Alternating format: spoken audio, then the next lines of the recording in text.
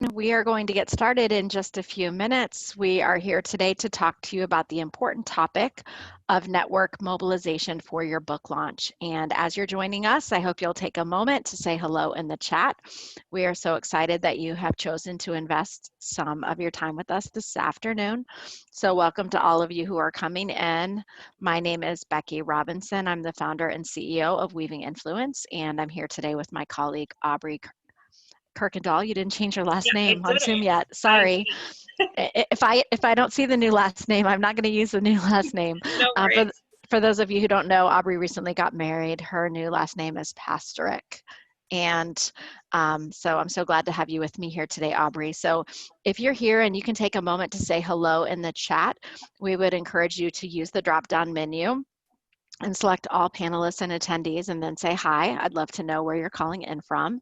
And as we get started, we're also broadcasting live on Facebook today. So if you have any authors or friends who could benefit from this content, I would encourage you to pop over to Facebook and you can go ahead and share the video live on your Facebook. So welcome to Esther in Minnesota and Anna in Albuquerque and Ricardo in Brazil and Steve in Orlando and Leanne in Washington, Bill in Minnesota, Gabrielle, who shares my last name from South Bend, Dick, nice to see you from California, and Kelly is in Ohio.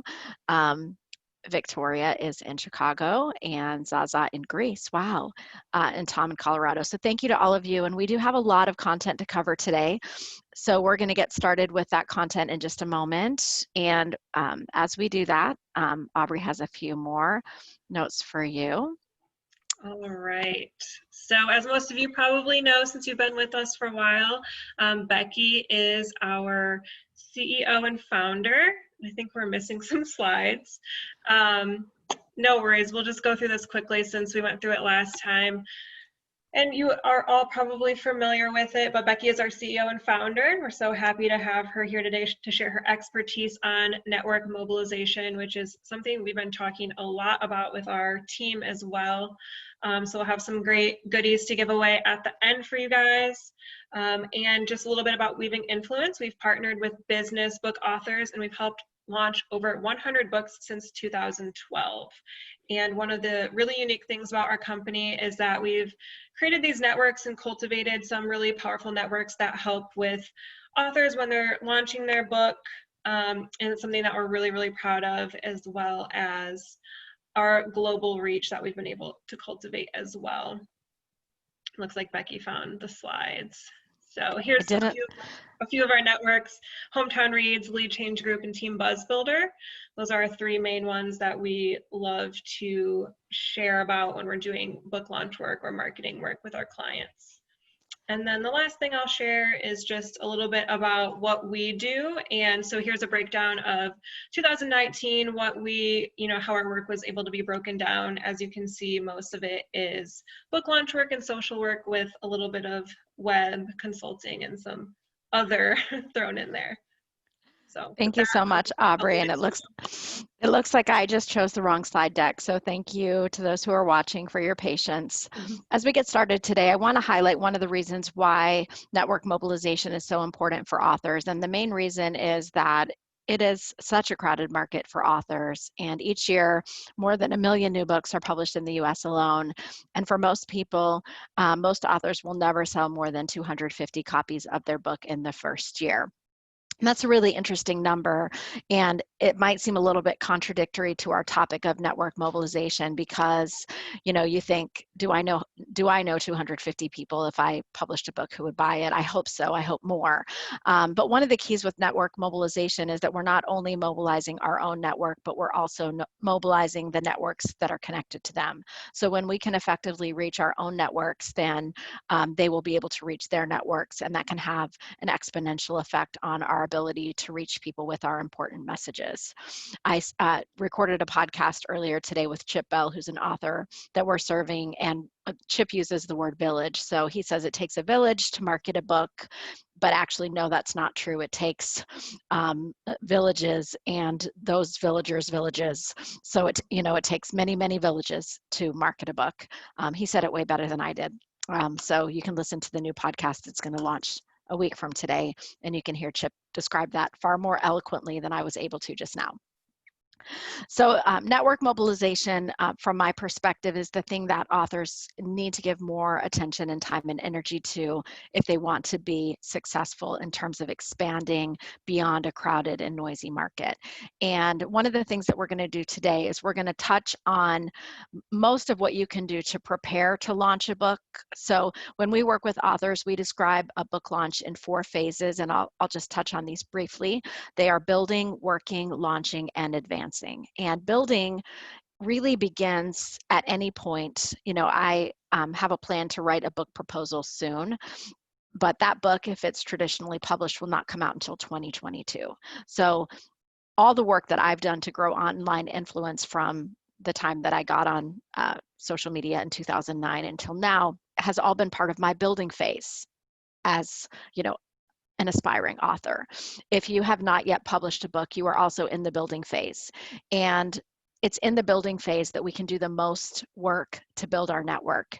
However, you will mobilize your network through all 4 phases of the book launch. So the working phase kicks in about 4 months before launch.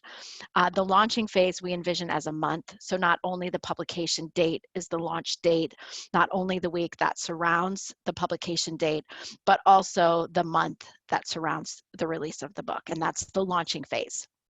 Once you get out of the launching phase, you're in a phase called advancing, which is the time where you want to keep your book in the conversation, you want to continue to add value to your audiences, and you want to continue to build. And as you see in this circle, the advancing flows into building. And we always want to be building new connections and contacts and relationships so that we can add value to others as we bring our very powerful ideas into the world. So for the purposes of today, we're really going to be talking about the network building that happens that prepares us to be able to mobilize our networks. And we may have future webinars where we can dive in to some of the other phases. Typically, when you're in the phase of building, you want to be building 3 things, but today we're going to be talking about 2. And when I describe the phase of building, I talk about the fact that you need to build contacts and connections. We're going to talk about connections first. So connections are those relationships that are one-to-one. And I want you to think about for a moment, if you're married, I know that there are several of you on the call who are married. I'm married. We just talked about Aubrey just got married. Think about when you planned your wedding. And I like authors to put themselves in that place if they're married to thinking about when they planned their wedding, because it's very likely that many of the people that you might have invited to your wedding, if they are still in your life, or, you know, if you were to do an anniversary party now, those people that you would invite are those close connections, those one-to-one relationships where if you write to someone or call them on the phone, the person knows who you are, they're happy to hear from you, they'll pick up the phone when you call. And having a strong network of those one-to-one relationships is critically important when it comes time to launch a book. And so a book launch is like a wedding in that it takes careful arrangements, time, energy, and focus. Don't forget money. Of course, if you believe in your book and its message, then just like a wedding and the relationship that you want to invest in, that book marketing investment is also worth investing in. But I'm just using this wedding analogy so that you start to think about the fact that there are very many people in your life who would want to celebrate with you when you bring your book into the world. And a little bit later, I'm going to share with you a spreadsheet that we use with our clients, but one of the very first steps in terms of identifying the people that you can reach out to in a one-to-one way when you bring your book into the world, the first thing is to make a list of those people. And so when we're coaching clients, we encourage them to start to make a list of the people who might be able to contribute in different ways to their book launch, the same way you might make a list for the people that you want to invite to your wedding. So that one-to-one connections, you know, you want to build as many of those as possible, as far in advance of your launch as possible. Now, this also kind of bleeds a little bit into social media connections. So the assumption around social media connections is if you can build, you know, your Twitter followers, your Instagram followers, your LinkedIn connections, your Facebook friends as large as possible, then when you go out in a general way and talk about the book, those people who are most interested will be able to see that. Now, the other underlying assumption is many of those people are people that you could connect with one-on-one.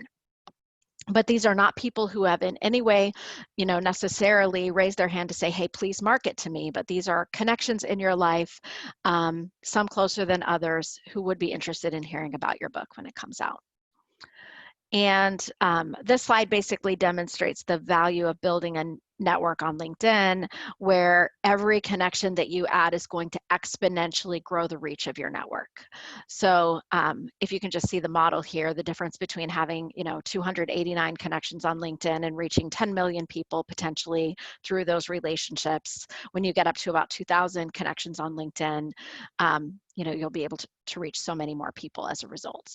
So when you're in this phase of building, when you're planning to bring a book into the world, if you can invest focus time in growing those connections, it will have ultimately a big impact in terms of reaching more people with your message and getting above the noise.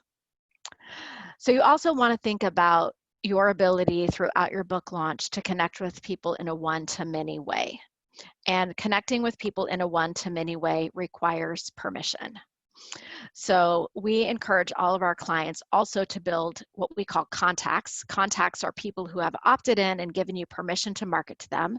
And what you want to do is you want to build that list as big as possible, as soon as possible, as you prepare for your book launch.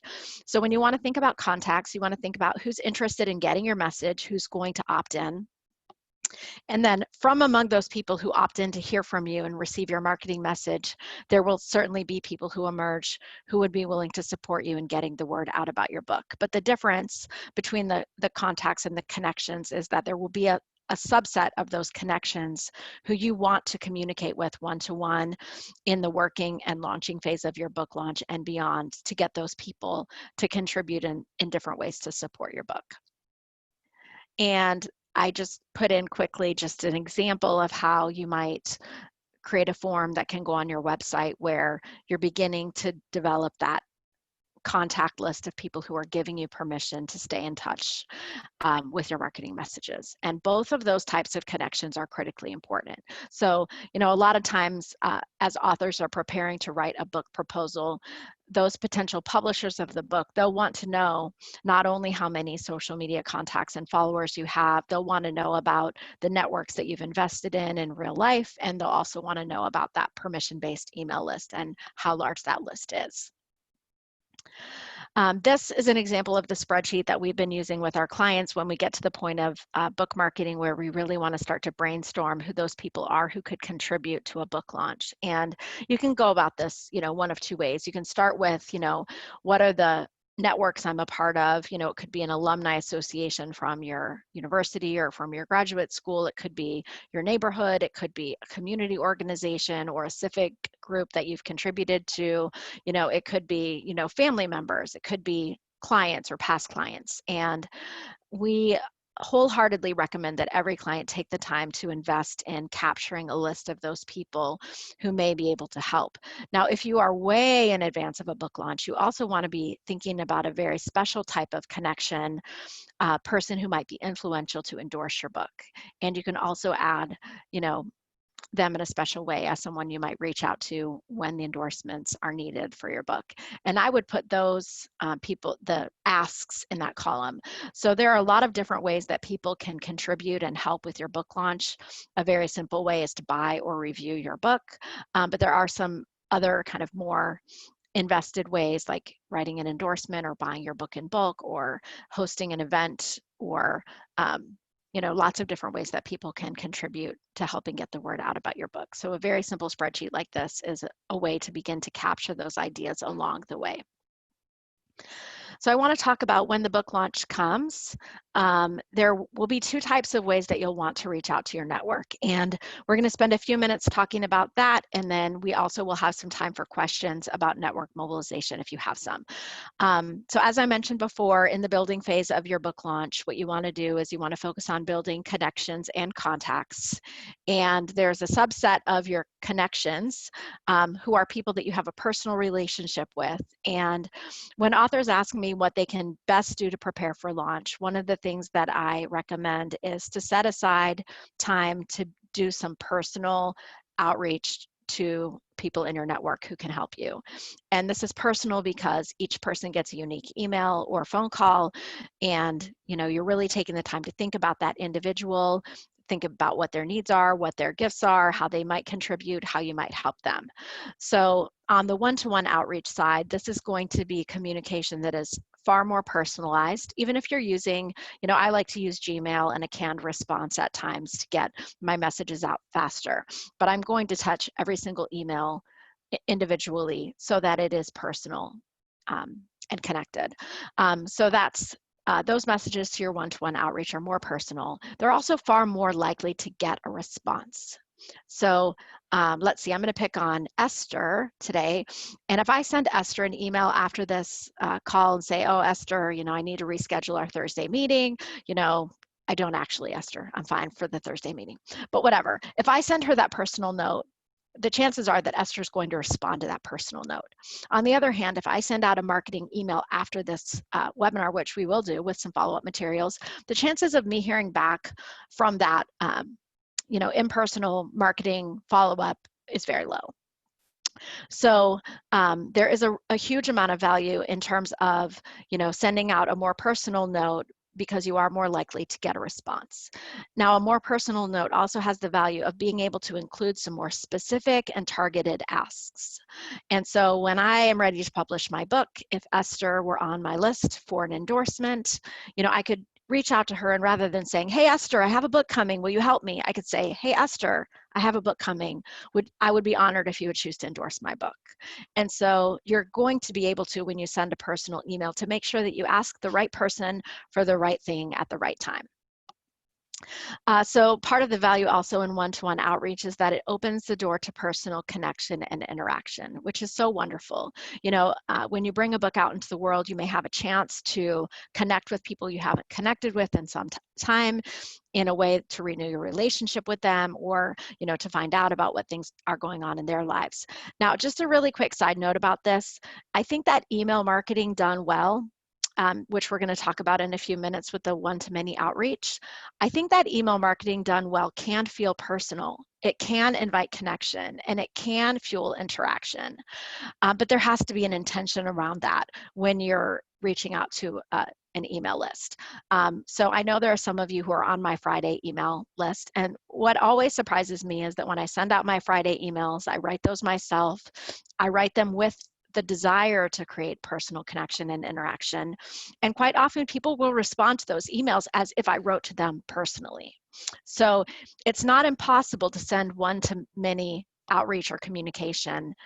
It doesn't always exclude the possibility of connection, but you definitely have to go into email marketing with the perspective that you want to create that connection. So probably the biggest downside of the one-to-one outreach is that it requires a huge amount of time. And in the podcast that I recorded with Chip Bell earlier today, he mentioned that he does what he calls a top 100 for his book launch. And so he chooses 100 people that he is going to invest time in order to ask them for specific help in the launch and then follow up.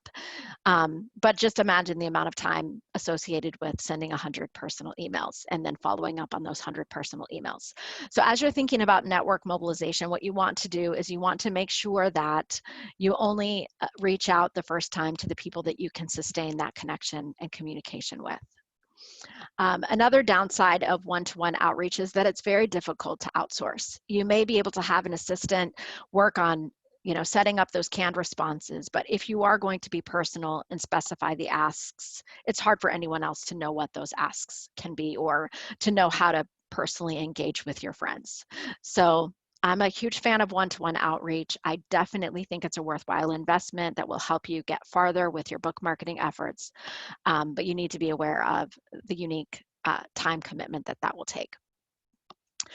So just to clear up any confusion, I recommend both one-to-one and one-to-many outreach as a part of your network mobilization for your book marketing. However, if I only had time for one, I would choose the one-to-one outreach. So on the one-to-many outreach, you're going to be able to reach more people faster. You're going to be able to outsource and use automation. In the case of those emails, generally you're going to be saying, here are a number of ways that you could help me market my book, and it's going to be more general. it's definitely true that at times an ask to everyone can be an ask to no one. And so you want to think about that when you're sending out your one-to-many outreach. You are less likely to get your email opened or a response if it's clear that an email is canned, or if it's clear that it's coming from email marketing software. So that is one downside of one-to-many outreach. If you're following all the rules and guidelines of legal email marketing, in order to send messages one-to-many, you are required to build that permission-based email list in advance. And the upside on all of this is, of course, it's supremely easy to outsource. So let's see if there are any questions or comments. And I think Aubrey's going to come back, and I have not effectively watched the chat while I've been talking. Actually, haven't had any yet. So if anyone has any questions, feel free to add those to the chat. I had one, Becky, but you already answered it. So. Well, I talked a lot and fast. So Dick did make a comment that he thinks my emails are very good and friendly. Thank you. And Dick, I was thinking about you actually when I was making those comments about how, email marketing doesn't exclude connection and interaction. And I love seeing the way that intentional email marketing does create relationships that can go beyond, the transaction of being on an email list. And, that might be a great topic for an upcoming webinar would be, how do you craft email marketing that will build connection and interaction? I think asking questions helps, certainly. And I think also showing up as genuine and real. And I try hard to talk about things that are actually happening. Sometimes that can, be problematic. Okay, so I don't see any questions yet. And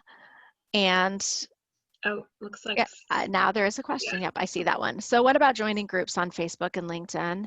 Again, that's a good question. I think we have given less attention in recent years to LinkedIn groups. I think in the beginning of LinkedIn groups, they were a great place to make connections and, increase exposure for your ideas. I think that one of the drawbacks as more people got involved is that they became very salesy, and so people would only show up to promote their own links or their own things. So I think any place that you can show up and join a group and be authentic and engage in a real way, that will bring value in a lasting way. But I'm not a fan of joining groups just to join groups. So I hope that helps. I think that most people have a limited amount of time and energy to give to marketing. And I would start with, what parts, and we talked about this on our last webinar related to strategy. I would start with what parts do I love? What parts am I willing to be committed to? What can I sustain over time? And many of us just can't sustain active, engaged participation in lots and lots of groups. The idea of network mobilization can be a little bit overwhelming at times for folks because it's difficult for us to ask for help. And so that's a myth about network mobilization that I would like to debunk. I think most of the time what we hear from our authors is that they are uniquely surprised and gratified by the willingness of people to help. And, most of the time people are excited to find out that you've written a book. Most of the time people would love to be asked to participate. And I look forward to that. I'm so excited about being able to involve others, if and when I bring my book to the world. So I think thinking about that whole idea of how can you make your network feel special and appreciated and included is a helpful one. And again, if you want to listen to next week's podcast, Chip Bell has some great ideas about that. And we can send, we have a podcast that actually launched today, which to your point, Becky, was about, two authors who were surprised by people's willingness to want to help them and them sharing their story and journey about that. So we can include that in the follow-up as well. So Esther has a great comment here. I'm sure people can see it, that she took my advice and asked for reviews on Amazon and had a lot of people respond. And she was afraid it would not be so well received. So you may be wanting to get more help on this topic of network mobilization. I am super excited to let you know that we have a brand new free resource available, I think on our website, but this might just be a form, I'm not sure. But we've been creating some new resources for authors and aspiring authors, and this new one has just launched this week. You're the first people to hear about it. And Aubrey will put that link in the chat if you'd like to download our new network mobilization cheat sheet. And the graphics that I had in my slides today actually came from this new ebook. This is a collective effort of our team, and it includes a lot of the advice that we give to clients and way more content than I was able to cover in this half hour, including some timelines of emails that you could use for your one-to-many outreach and some other helpful resources. So if this is valuable to you, we hope you'll download it. And if you know any other authors or aspiring authors, we hope that you'll let them know about it as well, completely free. And I did also mention earlier that asking for endorsements is a key part of mobilizing your network early on. We also have a free resource designed to help you make the ask for those endorsements. And we don't have that link here, but we can also include that link in the follow-up email. And if you'd like to talk further about how my team and I might support you in bringing your book to the world, I'm always happy to schedule a meeting, and you can feel free to reach out to me at any time. You can also feel free to connect with me on all the social media platforms on Twitter, Facebook, LinkedIn. I also have an Instagram account that's not listed here, but it's the same handle everywhere. This is my cell phone number. However, there's a typo in it. My number actually starts with 773. But if at any point you want to talk to me, you can feel free to use my cell phone number or send me a text message, and I would love to find a way to support you. So thanks for joining us today.